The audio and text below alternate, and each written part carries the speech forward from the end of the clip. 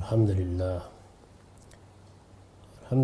رب العالمین والصلاة والسلام علی محمد الامین اعوذ باللہ من الشیطان الرجیم بسم اللہ الرحمن الرحیم۔ خواتین و حضرات، ہم میزان حصہ دوم میں 7ویں باب کا مطالعہ کر رہے ہیں۔ یہ حدود و تعزیرات کا باب ہے۔ اللہ تعالیٰ نے جو سزائیں اپنی شریعت میں مقرر کر دی ہیں، ان میں سے ہم نے محاربہ اور فساد فی الارض کی سزا کا مطالعہ کر لیا، قتل و جراحت کی سزا کا مطالعہ کر لیا، اور زنا کی سزا کے بارے میں بھی اللہ تعالیٰ کے احکام جان لیے۔ اب قذف کی سزا زیر بحث ہے۔ قرآن مجید میں اس کا حکم سورہ نور میں بیان ہوا ہے، اور اسی جگہ بیان ہوا ہے جہاں اوپر زنا کی سزا بیان ہوئی ہے۔ یہ قذف کیا ہے، اس کے بارے میں اللہ تعالیٰ کی ہدایت کی کیا نوعیت ہے، اس سے خود زنا کی سزا کے بارے میں مقدمے پر کیا اثر پڑتا ہے، یہ سب چیزیں ہم اس بحث میں سمجھنے کی کوشش کریں گے۔ قرآن مجید کی جس آیت میں اس کا حکم بیان ہوا ہے اس کو سن لیجئے۔ یہ سورہ نور کی 4 سے 9 تک آیات ہیں۔ ارشاد فرمایا ہے، والذین یرمون المحصنات ثم لم یاتوا باربعۃ شہداء فاجلدوہم 80 جلدہ ولا تقبلوا لهم شہادتا ابدا۔ اور جو لوگ پاک دامن عورتوں پر تہمت لگائیں پھر 4 گواہ نہ لائیں تو ان کو 80 کوڑے مارو، اور ان کی گواہی پھر کبھی قبول نہ کرو۔ وَأُولَئِكَ هُمُ الْفَاسِقُونَ، اور یہی لوگ فاسق ہیں۔ إِلَّا الَّذِينَ تَابُوا مِن بَعْدِ ذَلِكَ وَأَصْلَحُوا، لیکن وہ جو اس کے بعد توبہ اور اصلاح کر لیں، فَإِنَّ اللَّهَ غَفُورٌ الرحیم، تو اللہ ان کے لیے غفور و رحیم ہے۔ وَالَّذِينَ يَرْمُونَ أَزْوَاجَهُمْ وَلَمْ يَكُنْ لَهُمْ شُهَدَاءُ إِلَّا أَنفُسُهُمْ فَشَهَادَةُ أَحَدِهِمْ 4 شهادات بِاللَّهِ إِنَّهُ لَمِنَ الصَّادِقِينَ وَالْخَامِسَةُ أَنَّ لَعْنَةَ اللَّهِ عَلَيْهِ إِنْ كَانَ مِنَ الْكَاذِبِينَ۔ اور جو لوگ اپنی بیویوں پر تہمت لگائیں اور ان کے پاس ان کی ذات کے سوا کوئی گواہ نہ ہو، اور ان کے پاس ان کی ذات کے سوا کوئی گواہ نہ ہو، تو ان کی گواہی یہ ہے کہ 4 مرتبہ اللہ کی قسم کھا کر کہیں کہ وہ سچے ہیں، اور 5ویں مرتبہ یہ کہیں کہ ان پر خدا کی لعنت ہو اگر وہ جھوٹے ہوں۔ وَيَدْرَؤُ عَنْهَا الْعَذَابَ أَنْ تَشْهَدَ 4 شهادات بِاللَّهِ إِنَّهُ لَمِنَ الْكَاذِبِينَ وَالْخَامِسَةُ أَنَّ غَضَبَ اللَّهِ عَلَيْهَا إِنْ كَانَ مِنَ الصَّادِقِينَ۔ اور بیوی سے سزا اس طرح ٹل سکتی ہے کہ وہ 4 مرتبہ اللہ کی قسم کھا کر کہے کہ یہ شخص جھوٹا ہے، اور 5ویں مرتبہ یہ کہے کہ اس بندی پر خدا کا غضب ٹوٹے اگر یہ اپنے الزام میں سچا ہو۔ یہ قذف کا حکم ہے۔ یعنی قرآن مجید کی سورہ نور میں پہلے اوپر زنا کی سزا بیان ہوئی ہے، اس کے بعد پھر یہ قذف کا حکم بیان ہوا ہے۔ قذف کا مطلب ہے کسی پر زنا یا بدکاری کی تہمت لگا دینا، یعنی کوئی شخص اٹھ کر یہ کہے کہ فلاں عورت نے یا فلاں مرد نے بدکاری کا ارتکاب کیا ہے۔ یہ تہمت اگر لگائی جاتی ہے، یہ الزام دھرا جاتا ہے، تو اس میں پھر قانون کیا ہے، یہ قرآن مجید نے بیان کیا۔ اس کے 2 حصے ہیں جو آگے چل کے زیر بحث آ جائیں گے۔ ایک حصے کا تعلق عام لوگوں پر زنا کی تہمت سے ہے،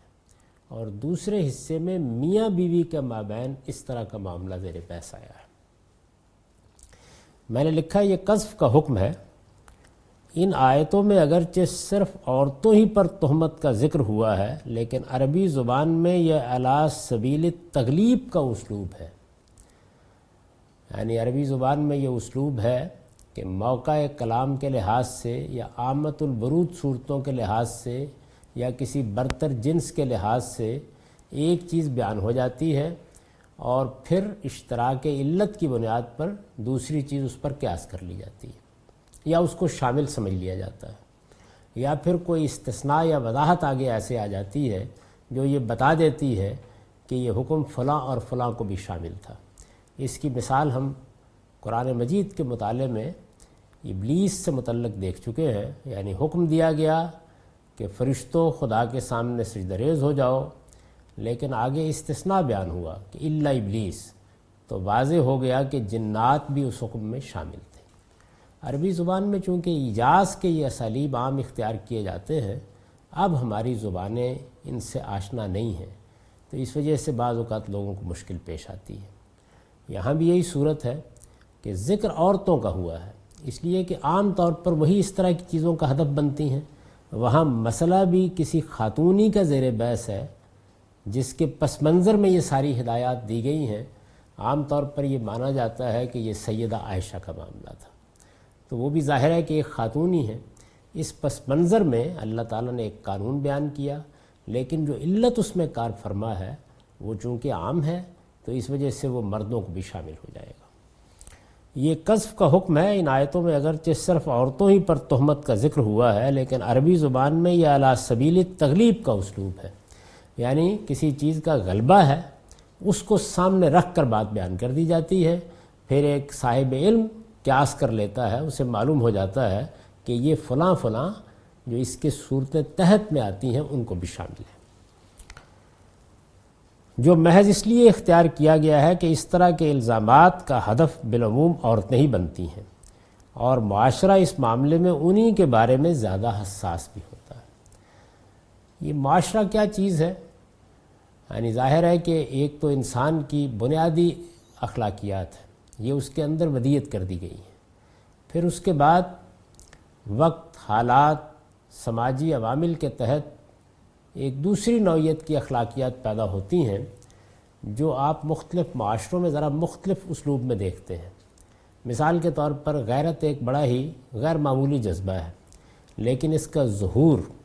قبائلی زندگی میں جن صورتوں میں ہوگا، ہو سکتا ہے کہ حضری یا شہری زندگی میں اس طریقے سے نہ ہو۔ اسی طریقے سے ادب، آداب یا بزرگوں کی بات مان لینا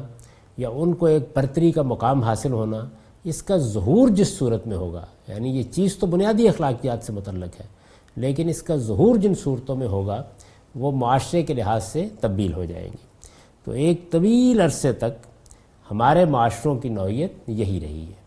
مغرب میں بھی یہ تبدیلی صدی دو صدی پہلے آنا شروع ہوئی ہے۔ اس سے پہلے ان کے معاشرے کے اندر بھی یہی اقدار، یہی روایات تھیں۔ یہ میں نے عرض کر دیا کہ اس کا وہ حصہ جو بنیادی اخلاقیات سے متعلق ہے وہ تو پوری انسانیت کا مشترک سرمایہ ہے، اور انہی کی بنیاد پر انسان ایک دوسرے کے ساتھ معاملہ کرتے ہیں۔ یہ دنیا اسی اخلاقی شعور پر قائم ہے جو اللہ تعالیٰ نے انسان کے اندر ودیت کیا ہے، ورنہ ہمارے مابین کوئی ایسی چیز باقی نہیں رہتی جس میں ہم کمیونیکیٹ کر سکیں، ابلاغ کا رشتہ قائم کر سکیں۔ لیکن جہاں تک سماجی اخلاقیات کا تعلق ہے جو اس سے پیدا ہوتی ہیں، یہ میں نے عرض کیا کہ تبدیل ہوتی رہتی ہے، ان میں بہت سے تغیرات آتے رہتے ہیں۔ تو جس معاشرے سے ہم واقف ہیں اس کی عام نوعیت یہی تھی۔ جب قرآن مجید نازل ہوا تو معاشرے کی حساسیت جس نوعیت کی تھی اسی کو سامنے رکھ کر اللہ تعالیٰ نے اپنا قانون بیان کیا، اور اب اس کے اندر جو چیزیں اشتراک کی ہیں ان کو ہم متعین کریں گے، یعنی علت کیا ہے، اور پھر یہ دیکھیں گے کہ وہ کس کس اور فرد کو شامل ہو جاتا ہے۔ جو محض اس لیے اختیار کیا گیا ہے، یعنی علی سبیل تغلیب کا اسلوب، کہ اس طرح کے الزامات کا ہدف بالعموم عورتیں ہی بنتی ہیں، اور معاشرہ اس معاملے میں انہی کے بارے میں زیادہ حساس بھی ہوتا ہے۔ لہٰذا اشتراک علت کی بنا پر، یعنی سبب کیا ہے، وجہ کیا ہے، حکم کیوں دیا جا رہا ہے، اگر وہ چیز دوسری جگہ بھی پائی جاتی ہے، بیان ہی دوسری جگہ بھی پائی جاتی ہے، تو پھر حکم بھی اس چیز سے متعلق ہو جائے گا۔ لہٰذا اشتراک علت کی بنا پر یہ حکم مرد و عورت دونوں کے لیے عام قرار پائے گا، اسے صرف عورتوں کے ساتھ خاص قرار نہیں دیا جا سکتا۔ یعنی یہ وہ چیزیں ہیں کہ جن کو خاص طور پہ الہامی کتابوں میں جب کوئی قانون بیان ہوتا ہے تو اچھی طرح سمجھ لینا چاہیے۔ میں اس سے پہلے بھی اس کی بعض چیزوں کی طرف اشارہ کر چکا ہوں کہ قرآن مجید کا، دوسرے الہامی صحائف کا، خود رسالت مآب صلی اللہ علیہ وسلم کا بھی عام اسلوب یہ ہے کہ عامۃ الورود چیزوں کو سامنے رکھ کے قانون بیان کر دیا جاتا ہے۔ اس کی ایک اطلاقی شان ہوتی ہے، یعنی جس طریقے سے ہم کسی چیز کو ایک قاعدے میں لاتے ہیں یہ طریقہ اختیار نہیں کیا جاتا۔ میں نے اس کی مثال دی تھی کہ روزے میں یہ بیان کرنا ہے کہ وہ کون سی صورتیں ہو سکتی ہیں جس میں روزہ چھوڑا جا سکتا ہے، تو 2 صورتیں بیان کر دی، من کانا مریضن او علی سفر، یعنی آدمی بیمار ہو گیا ہے یا سفر پر ہے۔ اب اس میں ہم علت تلاش کریں گے اور بہت سی دوسری چیزوں کو بھی شامل کر لیں گے، چنانچہ ہمارے فقہا نے یہی کیا ہے، پیر فانی کے بارے میں یہی کہا، مرضعہ کے بارے میں یہی کہا، حاملہ عورت کے بارے میں یہی کہا۔ درا حالے کہ حاملہ عورت کو ہم مریض تو نہیں کہہ سکتے، یا مرضعہ کو جو رضاعت کر رہی ہے، بچے کو دودھ پلا رہی ہے، اس کو ہم مریض تو نہیں کہہ سکتے، لیکن وہ علت وہاں موجود ہے۔ تو یہ چیز بھی لازمی طور پر دیکھنی پڑتی ہے، گویا ہر کلام کا ایک عقلی اقتضا ہوتا ہے جو اس میں موجود سمجھا جاتا ہے، جو اگرچہ الفاظ میں بیان نہیں ہوتا لیکن مفہوم سمجھا جاتا ہے، یعنی منطوق نہیں ہوتا، اس کے لیے الفاظ نہیں ہوتے، لیکن یہ کہ وہ چیز وہاں موجود ہوتی ہے۔ یہی وہ چیز ہے کہ جس کو سامنے رکھ کر ہمارے ہاں فقہا نے بہت سے قوانین ترتیب دیے ہیں۔ تو یہاں بھی صورتحال یہی ہے۔ قذف کی 2 صورتیں اس میں بیان ہوئی ہیں، یعنی قذف کا جو قانون بیان ہوا ہے وہ 2 صورتوں سے متعلق ہے۔ ایک یہ کہ کوئی شخص کسی شریف اور پاک دامن عورت یا مرد پر زنا کی تہمت لگائے۔ قرآن مجید نے والذین یرمون المحصنات کے الفاظ میں یہ بیان کر دیا ہے کہ اگر کسی ایسے شخص پر جس کی حیثیت عرفی مانی ہوئی ہے، جس کے بارے میں کوئی ایسی شہرت نہیں ہے، ہر شخص جانتا ہے کہ وہ ایک شریف آدمی ہے، اسی طرح کا معاملہ اگر کسی عورت کے ساتھ ہے اور اس پر تہمت لگا دی گئی ہے۔ ایک یہ کہ کوئی شخص کسی شریف اور پاک دامن عورت یا مرد پر زنا کی تہمت لگائے۔ دوسری یہ کہ اس طرح کا معاملہ کسی میاں اور بیوی کے درمیان پیش آ جائے، یعنی ایک چیز تو یہ ہے کہ کسی نے کسی پر تہمت لگا دی، دوسرا یہ کہ میاں بیوی پر تہمت لگا رہا ہے یا بیوی میاں پر تہمت لگا رہی ہے۔ تو قرآن مجید نے ان دونوں صورتوں کو یکساں نہیں رکھا، ان کے مابین عقلی لحاظ سے فرق ہے، چنانچہ اس فرق کو ملحوظ رکھ کے قانون دیا ہے۔ پہلی صورت میں قرآن کا حکم یہ ہے، یعنی کوئی شخص کسی شریف مرد یا عورت پر تہمت لگا دیتا ہے، یہ پہلی صورت ہے۔ پہلی صورت میں قرآن کا حکم یہ ہے کہ اس شخص کو ہر حال میں 4 عینی گواہ پیش کرنے ہوں گے۔ زنا کے معاملے میں اللہ تعالیٰ نے یہ شرط عائد کر دی ہے۔ میں اس پر آگے چل کے گفتگو کروں گا کہ اللہ تعالیٰ نے جو سزائیں بیان کی ہیں، یعنی جیسے قتل کا معاملہ ہے، جیسے محاربہ اور فساد فی الارض کا معاملہ ہے، جس طرح آگے چوری زیر بحث آئے گی، ان تمام جرائم میں جرم کیسے ثابت ہوگا یہ شریعت کا موضوع ہی نہیں، یہ فقہ کا موضوع ہے، اجتہاد کا موضوع ہے۔ یعنی یہ بات کہ ہم ثبوت کیسے جمع کریں گے، گواہ کس نوعیت کے ہوں گے، کیا محض گواہوں کی بنیاد پر معاملہ ہوگا یا قرائن کی شہادت بھی قبول کی جائے گی، شہادت کی کیا کیا صورتیں تمدن کی تبدیلی کے ساتھ مانی جائیں گی یا نہیں مانی جائیں گی، اس کا کوئی تعلق شریعت سے نہیں ہے۔ شریعت نے اس کو موضوع ہی نہیں بنایا۔ ہمارے ہاں جو لوگ ایک زمانے کی فقہ پر اصرار کرتے ہیں وہ بڑی غلطی کا ارتکاب کرتے ہیں۔ دنیا تبدیل ہو چکی ہے، تمدن میں بڑے تغیرات آ چکے ہیں، وہ فقہ اب ہمارے کام آنے کی نہیں ہے۔ یعنی اپنے زمانے کے لحاظ سے اس کی بڑی غیر معمولی اہمیت ہے، لیکن وہ انسانی کام ہے، اور انسانی کام کبھی ابدی نہیں ہوتا۔ ارسطو کی حیثیت اس لحاظ سے ساری دنیا میں مسلم ہے کہ اس سے سائنسی فکر کی ابتدا ہوئی ہے، فلسفیانہ فکر کو اس نے ایک منظم صورت دی ہے۔ کم و بیش 1000 سال تک اس کا طوطی بولتا رہا ہے، لیکن کیا آج کے زمانے میں ہم سائنس کو وہیں کھڑا کر دیں گے؟ یہ نہیں ہو سکتا۔ فقہا کی عظمت شان ان کے زمانے کے لحاظ سے بیان کی جاتی ہے۔ دور حاضر میں قانون، اس کا فلسفہ بہت کچھ تغیرات سے گزر چکا ہے اور اس میں بڑی غیر معمولی تبدیلیاں آ چکی ہیں۔ اس وقت کے قانون کو جب آپ پڑھتے ہیں، گواہ کیسے ہوں گے، عدالت میں معاملہ کیسے جائے گا، مقدمہ کیسے پیش کیا جائے گا، اس بات مدعا کیسے ہوگا، ہم قانون کے کیا کیا پہلو ہیں جن کو ملحوظ رکھیں گے، اجرا کرنے کے کیا طریقے ہوں گے، اس میں غیر معمولی ڈیولپمنٹ ہوئی ہے۔ یعنی جس طرح کا معاملہ آپ سائنس کی ایجادات میں دیکھتے ہیں، اسی طرح کا معاملہ یہاں بھی ہے، اور اس میں قانون نے ایسی ایسی نازک صورتوں کا احاطہ کر لیا ہے کہ جن کے مقابلے میں اب ہماری اس قدیم فکر کوئی حیثیت نہیں ہے۔ اس وجہ سے اس پر اصرار کرنے کی بجائے اس نئے علم سے استفادہ کرنا چاہیے، اور میں یہ عرض کر رہا ہوں کہ قرآن مجید کو اس سے بحث نہیں ہے، یعنی اس کے نزدیک جرم ثابت ہوگا۔ اس زمانے میں دیکھیے ابھی یہ بحث ہو رہی ہے کہ کیا ویڈیو کیمرے کی شہادت قبول کر لی جائے گی، یہ بحث ہو رہی ہے ابھی۔ بہت سی جگہوں پر اسے قبول کر لیا گیا ہے، بہت سی جگہوں پر عدالتیں اسے درخور اطلاع نہیں سمجھتی۔ انگلیوں کے نشانات، ابھی پاکستان میں انتخابات ہوئے ہیں اور آپ دیکھیے کہ انگوٹھے کے نشانات کا مطالعہ کرنا اور ان کے ذریعے سے شخصیت کو متعین کر دینا، یہ چونکہ ممکن ہو گیا ہے تو اب یہ بڑی شہادت بن گئی، اور لوگ مطالبہ کر رہے ہیں کہ جو انگوٹھے کے نشانات لگائے گئے ہیں ان کی بنیاد پر الیکشن میں کیا ہوا اور کیا نہیں ہوا اس کا فیصلہ کیا جائے۔ یہ ساری چیزیں وقت کے ساتھ تبدیل ہوتی رہتی ہیں۔ اس وقت ہم دنیا میں سفر کرتے ہیں تو آنکھ کی پتلی بتا دیتی ہے کہ یہ شخصیت کون سی ہے، یہ معلوم ہے، اب ہر شخص اس بات سے واقف ہے۔ اور بہت سی چیزیں ہیں جو شناخت کی صورت اختیار کر گئی ہیں، خون کے نمونے، ڈی این اے ٹیسٹ، یہ تمام چیزیں ایک زمانے میں نہیں تھیں۔ اس وجہ سے اللہ تعالیٰ جو اس کائنات میں ماضی، حال، مستقبل ہر چیز کا علم رکھتے ہیں، انہوں نے اس کو موضوع نہیں بنایا۔ یہ چیزیں وقت کے ساتھ تبدیل ہوتی رہتی ہیں۔ پھر یہ کہ عدالتوں نے صدیوں تک کام کیا ہے، بالخصوص مغرب میں عدالتوں کی ایک پوری تاریخ اور اس کا پس منظر ہے۔ اس وقت بھی ہم جس عدالتی نظام میں جی رہے ہیں وہ وہیں ڈیولپ ہوا ہے، اس کی روایات وہاں بنی ہیں، وکلاء اس نظام کے لحاظ سے سوچتے اور اس کے مطابق مقدمات پیش کرتے ہیں۔ اس میں بہت سی چیزیں ایسی ہیں جن پر ہم اعتراض کر سکتے ہیں، لیکن بہرحال وہ ایک نوعیت کی ڈیولپمنٹ ہے، اب اس کو آپ اٹھا کے نہیں پھینک سکتے۔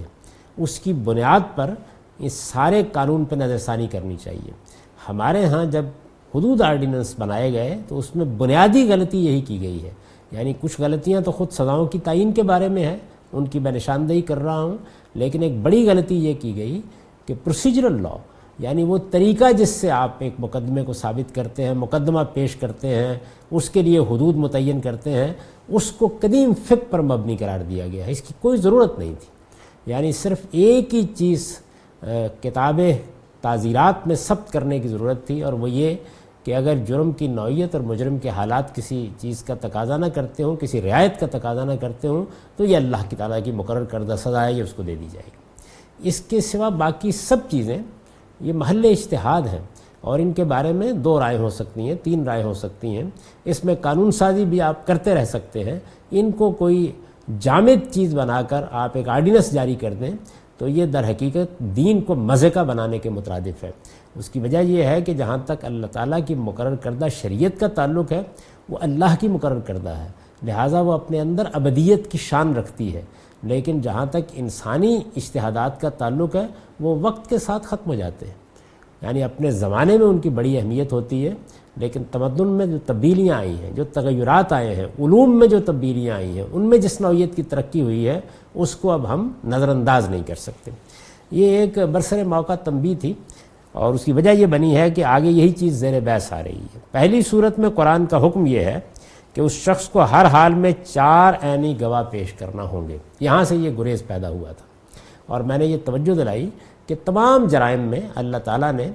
یہ انسانوں پر چھوڑ دیا ہے کہ وہ یہ فیصلہ کریں کہ جرم کیسے ثابت ہوگا، لیکن زنا کا معاملہ یہ نہیں، یعنی زنا کے معاملے میں یہ مختلف طریقہ کیوں اختیار کیا گیا ہے، میں اس کے بارے میں چند چیزوں کی وضاحت کرنا چاہتا ہوں۔ پہلی بات تو یہ سمجھ لیجئے کہ اس وقت تک جرائم کی جو نوعیتیں ہم متعین کر سکے ہیں وہ 3 ہیں، یعنی گناہ ہیں، بہت سے گناہ انسان کرتا ہے، ان میں وہ چیز جو جرم کی صورت اختیار کر لیتی ہے، جس میں اب معاشرے کو مداخلت کا حق حاصل ہو جاتا ہے، جس میں اب جزا و سزا کا معاملہ ہوگا، تو جرم یہ 3 نوعیت سے زیر بحث آتے ہیں۔ ایک وہ جرائم ہے جس میں کوئی شخص کسی کی جان، مال، آبرو کے خلاف کوئی اقدام کرتا ہے۔ اس طرح کے جرائم کے بارے میں دنیا بھر میں کوئی بحث نہیں ہے، انہیں جرم سمجھا جاتا ہے اور ان کے بارے میں یہ مانا جاتا ہے کہ ان کی سزا ہونی چاہیے۔ اختلاف جو کچھ ہوگا سزا میں ہوگا۔ کوئی معاشرہ یہ کہے گا کہ 3 سال کے لیے جیل میں ڈال دیجئے، 10 سال کے لیے جیل میں ڈال دیجئے، کوئی یہ کہے گا کہ اس کو موت کی سزا دے دیجئے، یعنی اس میں اختلاف ہوگا۔ یہ چیز جرم ہے، یعنی کسی نے کسی جان کے خلاف اقدام کیا ہے، مال کے خلاف اقدام کیا ہے، آبرو کے خلاف اقدام کیا ہے، تو یہاں متعین طور پر کسی شخص کا حق تلف ہوا ہے، یعنی اس کی جان کی حفاظت بھی اس کا حق تھا۔ بنیادی حقوق میں یہ چیز شامل تھی، یہی مال کا معاملہ تھا، یہی آبرو کا معاملہ تھا۔ ان میں سے اگر کوئی حق تلف ہوا ہے تو سوسائٹی کا فرض ہے، بلکہ یہ بات مانی جاتی ہے اور اس میں کبھی کوئی اختلاف نہیں ہوا کہ ہم ریاست کا نظم وجود ہی میں اس لیے لاتے ہیں، ورنہ اس کی کوئی ضرورت نہیں ہے۔ انسان کے اندر چونکہ یہ داعیہ موجود ہے کہ وہ دوسروں کے خلاف اس نوعیت کے اقدامات کر ڈالتا ہے، اس کے اندر چونکہ خیر کے رجحانات بھی ہیں اور شر کے رجحانات بھی ہیں، اللہ تعالیٰ نے اس کو ارادہ و اختیار دیا ہے، وہ اس کے سوء استعمال سے دوسروں کے لیے خطرہ بن جاتا ہے۔ تو ریاست کی پہلی ذمہ داری یہ مانی جاتی ہے کہ وہ امن قائم کرے گی، لوگوں کو انصاف دے گی اور اس طرح کے مجرموں سے نمٹے گی، یعنی جو دوسروں کے خلاف اس طرح کا کوئی اقدام کرے۔ اس میں نہ دور جدید کو کوئی اختلاف ہے، نہ قدیم دور کو کوئی اختلاف تھا، یعنی وہ سب چیزیں جن میں ہم اپنی آزادی کا غلط استعمال کرتے ہیں اور ہم کسی کی جان، مال، آبرو کو کوئی نقصان پہنچا دیتے ہیں۔ دوسری نوعیت کے جرائم وہ ہیں جو معاشرے کے خلاف جرائم سمجھے جاتے ہیں، یعنی پہلی نوعیت کے جرائم میں بھی معاشرہ زیر بحث آتا ہے، لیکن ان کی دونوں جہتیں ہوتی ہیں۔ مثال کے طور پر ایک آدمی قتل کرتا ہے تو اس نے دوسرے کی جان کے خلاف ایک اقدام کیا، یہ معاشرے کے خلاف بھی ایک جرم ہے۔ یہی وجہ ہے کہ میں قتل و جراحت پر گفتگو کرتے ہوئے یہ بات بیان کر چکا ہوں کہ قرآن مجید نے جب نظم ریاست قائم نہیں ہوا تو اس کو فرد تک محدود رکھا، لیکن جب نظم ریاست قائم ہو گیا تو پھر اس کو مخاطب کر کے یہ کہا کہ تم پر قصاص فرض کیا گیا ہے، یعنی اب گویا ریاست بھی اس میں شامل ہو گئی، اور پھر اس کے بعض نازک پہلوؤں کو بھی واضح کرنے کی کوشش کی ہے کہ کن صورتوں میں ورثاء کی معافی یا مجروح کی معافی یہ اہمیت نہیں رکھتی، کیونکہ جرم صرف اس کے خلاف نہیں ہوا، اس کے ساتھ معاشرے کے خلاف بھی ہوا ہے۔ یعنی جب قتل کیا گیا ہے، جس طرح کہ قرآن مجید نے بیان کیا اس کو کہ یہ معاشرے کا فرض بن گیا ہے کہ وہ اس کا قصاص لے، یعنی اب معاشرہ زیر بحث آ گیا ہے، حکم اس کو دیا گیا ہے، جس طریقے سے قرآن مجید میں جہاد کا حکم دیا گیا ہے یا اور بعض احکام دیے گئے ہیں، یعنی وہاں مخاطب ہی معاشرہ ہے، فرد مخاطب نہیں رہا۔ تو یہ جتنے بھی جرائم ہیں، کسی نے ملاوٹ کی ہے، کسی نے دھوکہ کیا ہے، کسی نے فریب دیا ہے، کسی نے قتل کر دیا ہے، کسی نے کسی کو مارا ہے، پیٹا ہے، گالی دی ہے، کسی کی آبرو کے خلاف کوئی تہمت لگا دی ہے، اس نوعیت کی جتنی چیزیں ہیں یہ سب کی سب فرد کے لحاظ سے بھی جرم ہو جاتی ہیں اور بسا اوقات معاشرے کے لحاظ سے بھی جرم قرار پا جاتی ہیں، اور ان میں عام طور پر اتفاق ہے۔ لیکن بعض جرائم ایسے ہیں کہ جس میں فرد زیر بحث نہیں ہوتا، یعنی بظاہر یہ لگتا ہے کہ فرد کے خلاف کوئی جرم نہیں ہوا، فرد نے تو رضامندی سے وہ کام خود بھی کیا ہے۔ زنا کا معاملہ بھی یہی ہے، یعنی زنا میں کیا ہوتا ہے، یہاں ریپ زیر بحث نہیں ہے، اس کی نوعیت بالکل الگ ہے، اسی وجہ سے میرے نزدیک وہ زنا کی سزا میں موضوع بحث ہی نہیں بنتا، اس کا تعلق اصل میں حرابہ اور فساد فی الارض کی سزاؤں سے ہے۔ لیکن جہاں تک زنا بالرضا کا تعلق ہے، یعنی جس میں دونوں رضامندی کے ساتھ بدکاری کا ارتکاب کرتے ہیں، تو اس میں فرد زیر بحث نہیں آتا۔ یہی وجہ ہے کہ موجودہ زمانے میں اس کو جرم ماننے سے انکار کر دیا گیا ہے، یعنی یہ کہا جاتا ہے کہ یہ اب جرم کس طرح ہوگا، اس میں کوئی شخص نہیں ہے کہ جو استغاثہ لے کے آیا ہو یا جو یہ کہتا ہو کہ میرے خلاف کسی جرم کا ارتکاب کیا گیا ہے۔ قرآن مجید نے اس کو جرم قرار دیا ہے، اور اس بنیاد پر قرار دیا ہے کہ یہ معاشرے کے خلاف جرم کا ارتکاب ہے، اور اللہ تعالیٰ کے قانون کے مطابق جو حکومت بنے گی وہ جس طرح اس کی پابند ہے کہ فرد اور معاشرے دونوں کے معاملے میں جن جرائم کا ارتکاب کیا جاتا ہے ان کی سزا دے اور مجرموں کی سرکوبی کرے، بالکل اسی طرح وہ اس معاملے میں بھی حساس ہوگی کہ معاشرے کے خلاف جرائم کا ارتکاب نہ کیا جائے، اور اس میں بالخصوص زنا زیر بحث ہے۔ یہ چونکہ اللہ تعالیٰ کا فیصلہ ہے، یعنی اللہ تعالیٰ نے اس کو جرم قرار دے دیا ہے، اس وجہ سے اس کے اس بات کے معاملے کو بھی اللہ تعالیٰ نے خود متعین فرمایا ہے، یعنی یہ سبب ہے اس کا۔ عام حالات میں جب کوئی شخص کسی جرم کا ارتکاب کرتا ہے تو اس کو کیسے ثابت ہونا چاہیے، اس کے جو ذرائع بھی موجود ہوں گے اور جن پر معاشرہ مطمئن ہوگا، عقل جن کو مانے گی، انہیں ہم اختیار کر لیں گے۔ لیکن زنا کے معاملے میں یہ نہیں ہے۔ یہاں اللہ تعالیٰ نے ایک چیز کو جرم قرار دیا ہے اور اس وجہ سے یہ بتا دیا ہے کہ اب اگر اس کی تہمت لگائی جاتی ہے، یعنی کسی شریف پاک دامن پر تہمت لگائی جاتی ہے، ایک شخص پہلے ہی زنا کی سزا پا چکا ہے، ایک شخص کی شہرت ایسی ہے کہ سوسائٹی، معاشرہ سب اس کے بارے میں عام طور پر یہ سمجھتے ہیں کہ یہ ایک بدکار آدمی ہے، اس کا معاملہ زیر بحث نہیں ہے۔ ایک شخص کی حیثیت عرفی مانی ہوئی ہے، اس کے بارے میں اس طرح کی کوئی بات نہیں ہے، وہ ایک شریف انسان ہے، شریف زادی ہے، اس کے اوپر تہمت لگا دی گئی ہے۔ تو قرآن مجید اس بات پر اصرار کرتا ہے کہ اب کوئی دوسرا طریقہ بھی اختیار نہیں کیا جائے گا، بلکہ 4 گواہ پیش کیے جائیں گے، 4 عینی گواہ پیش کیے جائیں گے۔ وہ یہ کہیں گے کہ ہم نے اس کو بدکاری کرتے ہوئے دیکھا ہے۔ یہ پابندی اس لیے لگا دی ہے کہ زنا کا معاملہ ایک مسلمان معاشرے میں کوئی عام معاملہ نہیں ہے۔ اگر کسی شخص پر یہ تہمت لگ جاتی ہے تو اس کے معنی یہ ہے کہ معاشرے میں اس کی حیثیت عرفی بالکل ختم ہو گئی۔ اللہ تعالیٰ نے اس کے لیے سخت سزا مقرر کی ہے۔ جب یہ صورتحال ہے تو پھر لوگوں کو پابند کر دیا، چنانچہ اسی کا وہ لازمی نتیجہ ہے جس کے تحت ہم دیکھ چکے ہیں کہ رسالت میں آپ صلی اللہ علیہ وسلم نے تعلیم دی کہ اگر تمہارے علم میں کوئی ایسی بات آ جاتی ہے تو اس پر پردہ ڈالو۔ یعنی یہاں اسلام یہ نہیں چاہتا، کیونکہ فرد کا معاملہ زیر بحث نہیں ہے، یعنی ایسا نہیں کہ کسی کے ہاں چوری ہوئی ہے اور اسے انصاف دینا ہے، یا اس طرح کا معاملہ نہیں ہے کہ کسی کو قتل کر دیا گیا ہے یا کسی کو زخم لگا دیا گیا ہے اور وہ انصاف کا طالب بن کر آ گیا ہے۔ یہ چونکہ صورتحال نہیں ہے، معاشرے کا معاملہ ہے، تو اب فرد کے ساتھ بالکل اور طریقے سے بات کی جا رہی ہے، یعنی اس کو سمجھایا جائے، اس کے جرم پر پردہ ڈالا جائے، یہ کوشش کی جائے کہ اسے رسوا نہ کیا جائے۔ اس میں جس حکمت کو ملحوظ رکھا ہے وہ یہ ہے کہ اگر ایک مرتبہ آدمی اس معاملے میں رسوا ہو جائے تو وہ جری ہو جاتا ہے اور وہ چیز معاشرے کے لیے زیادہ نقصان دہ بن جاتی ہے۔ لیکن بہرحال یہ ایک ایسا جرم ہے جو سوسائٹی پر اثر انداز ہوتا ہے، اور سوسائٹی کے اندر جو خاندان کا ادارہ قائم کیا گیا ہے وہ چونکہ عفت و عصمت کے تصورات کے بغیر قائم نہیں ہو سکتا، یعنی اس میں یہ ضروری ہے کہ اس معاملے میں فرق کیا جائے کہ جائز تعلق کون سا ہے اور ناجائز تعلق کون سا ہے۔ اسی جائز تعلق کی بنیاد پر رشتے وجود میں آتے ہیں، اسی کی بنیاد پر خاندان وجود میں آتا ہے، اور اسی کی بنیاد کے اوپر وہ محرمات متعین کی گئی ہیں جن سے ہم نکاح نہیں کر سکتے۔ تو چونکہ یہ پورا کا پورا نظم ہے جو معاشرت میں قائم کر دیا گیا ہے، اس وجہ سے معاشرے کے خلاف ایک جرم کی حیثیت سے اللہ تعالیٰ نے اس کی سزا مقرر کی، لیکن سزا مقرر کی تو ساتھ ہی اس بات کے لیے بھی قانون سازی کر دی کہ اگر کسی شریف مرد یا عورت پر اس کی تہمت لگائی جاتی ہے، ظاہر ہے کہ اس وقت تک کوئی جرم بنتا نہیں جب تک کہ کوئی مقدمہ لے کر نہیں آئے گا۔ ریاست آئے، فرد آئے، پولیس مقدمہ درج کرائے، وہ جب تک ثابت نہیں ہو جاتا اس وقت تک الزام ہے، اس سے زیادہ اس کی کوئی حیثیت نہیں ہے۔ تو زنا کا الزام اگر کسی پر لگایا جاتا ہے تو اس کے لیے قرآن مجید نے پابند کر دیا کہ ہر حال میں 4 عینی گواہ پیش کرنے ہوں گے، اس سے کم کسی صورت میں بھی اس کا الزام ثابت قرار نہ پائے گا۔ جرم ہوا ہے، میں نے دیکھ لیا، آپ نے دیکھ لیا، لیکن یہ چیز صاف بتا رہی ہے کہ اللہ تعالیٰ یہ کہتے ہیں کہ اس کی سزا کا معاملہ ایسا نہیں ہونا چاہیے کہ ہر حال میں یہ کوشش کی جائے کہ مجرم کیفر کردار کو پہنچ جائے۔ اس کی اصلاح کو اولیت حاصل ہونی چاہیے، اور اصلاح اسی صورت میں ہوتی ہے کہ لوگ دامن عفو میں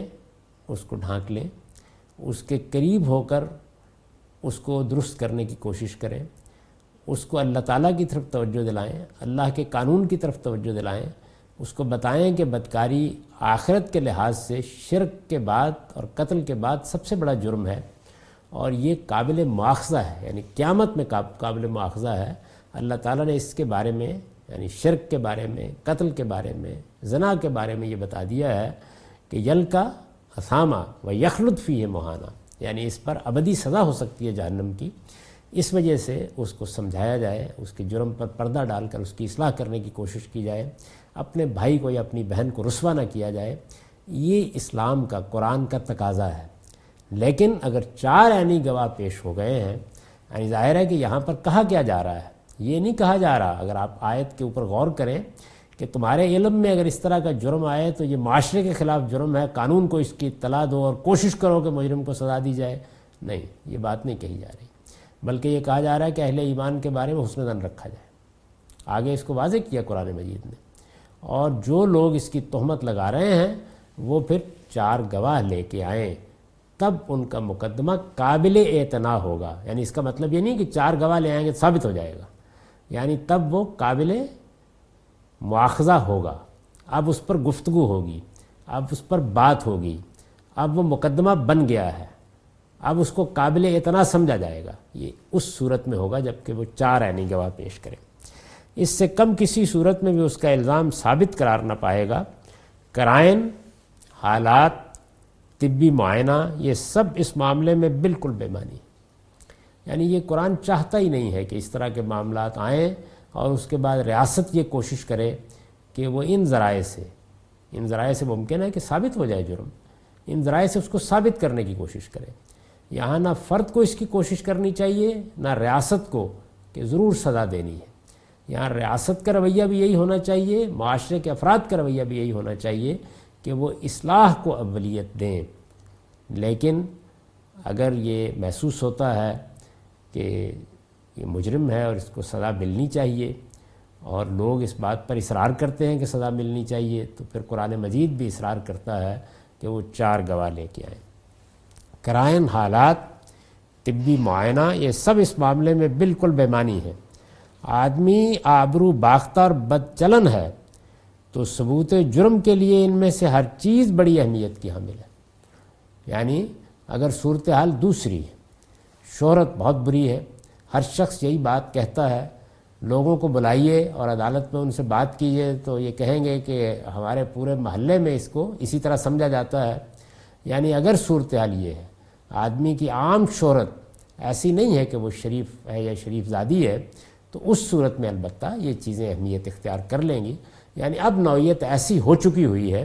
کہ جس میں اس کو سزا ملنی چاہیے، لیکن اگر اس نے اپنی حیثیت و عرفی کو قائم رکھا ہوا ہے، عام طور پر اس کو شریف سمجھا جاتا ہے، لوگوں کے یہاں اس کی شہرت بری نہیں ہے، یعنی ایسا نہیں ہے کہ محلے میں، گلی میں، خاندان میں، قبیلے میں ایک ایک فرد کی زبان پر یہی ہے کہ یہ تو ایک آبرو باختہ آدمی ہے، اس طرح کی صورتحال اگر نہیں ہے تو پھر قرآن مجید اس بات پر اصرار نہیں کرتا۔ چنانچہ یرمون المحصنات، یہ سارا استدلال اس سے ہے۔ آدمی آبرو باختہ اور بد چلن ہے تو ثبوت جرم کے لیے ان میں سے ہر چیز بڑی اہمیت کی حامل ہے، لیکن اس کی شہرت اگر ایک شریف اور پاک دامن شخص کی ہے تو قرآن یہی چاہتا ہے کہ اس سے اگر کوئی لغزش ہوئی بھی ہے تو اس پر پردہ ڈال دیا جائے اور اسے معاشرے میں رسوا نہ کیا جائے۔ چنانچہ اس صورت میں وہ 4 عینی شہادتوں کا تقاضا کرتا، اور الزام لگانے والا اگر اس سے قاصر رہے تو اسے لازماً قذف کا مجرم قرار دیتا ہے۔ یعنی قرآن مجید نے صرف اتنا ہی نہیں کیا کہ یہ کڑی شرط عائد کر دی ہے، اس کے ساتھ یہ کہا ہے کہ اگر وہ 4 عینی گواہ نہیں پیش کرتا، اس میں کامیاب نہیں ہوتا، تو پھر تہمت لگانے والے کو سزا دی جائے گی، یعنی اس کو ایک جرم قرار دے دیا جائے گا، اور یہ قذف کا جرم ہے جو یہاں زیر بحث ہے۔ تو میں نے لکھا ہے کہ چنانچہ اس صورت میں، یعنی جب کوئی شخص اپنی حیثیت کو قائم رکھنے میں کامیاب نہیں ہوا، اس کی شہرت اب ایک شریف آدمی کی شہرت نہیں ہے، عورت ہے یا مرد، اسے آبرو باختہ ہی سمجھا جاتا ہے، معاشرے میں ہر شخص اس کے بارے میں یہی بات کہتا ہے، لیکن ظاہر ہے کہ کہنا ایک چیز ہے، شہرت ہونا اور چیز ہے۔ اب بھی اگر اس پر الزام لگایا جائے گا تو اس کے اس بات کے لیے وہ ذرائع اختیار کیے جا سکتے ہیں جن سے باقی جرائم ثابت ہوتے ہیں، تاکہ اس طرح کی اگر کوئی غلاظت سوسائٹی میں ہے تو اس سے سوسائٹی کو، معاشرے کو صاف کیا جا سکے۔ لیکن جب تک کسی شخص نے اپنی شہرت کو قائم رکھا ہوا ہے، اس کے بارے میں عام تاثر یہی ہے کہ وہ ایک شریف النفس انسان ہے، عورت ہے یا مرد، تو قرآن مجید اجازت نہیں دیتا کہ اس کے بارے میں اس طرح کی بات زبان پر لائی جائے، اگرچہ اس کو آنکھوں سے بدکاری کرتے ہوئے دیکھ لیا گیا ہو۔ چنانچہ اس صورت میں وہ 4 عینی شہادتوں کا تقاضا کرتا اور الزام لگانے والا اگر اس سے قاصر رہے، یعنی الزام لگا دیا اس نے لیکن پھر 4 گواہ پیش نہیں کر سکا، یا 4 گواہ سامنے آئے اور معلوم ہوا کہ وہ اپنی جگہ پر قائم نہیں رہے، تو اسے متنبہ ہونا چاہیے کہ اسے لازماً قذف کا مجرم قرار دے، یعنی پھر اس کو قذف کا مجرم، تہمت لگانے کا مجرم قرار دے دیا جائے گا، اور اس کو اسلامی قانون میں یعنی زنا کی تہمت لگانے کو خود ایک جرم قرار دے کر اس کی سزا مقرر کر دی گئی ہے۔ یہ سزا کیا ہے؟ اگلی نشست میں ہم اس کا مطالعہ کریں گے۔ اقول قولی ھذا واستغفر اللہ لی ولکم ولسائر المؤمنین۔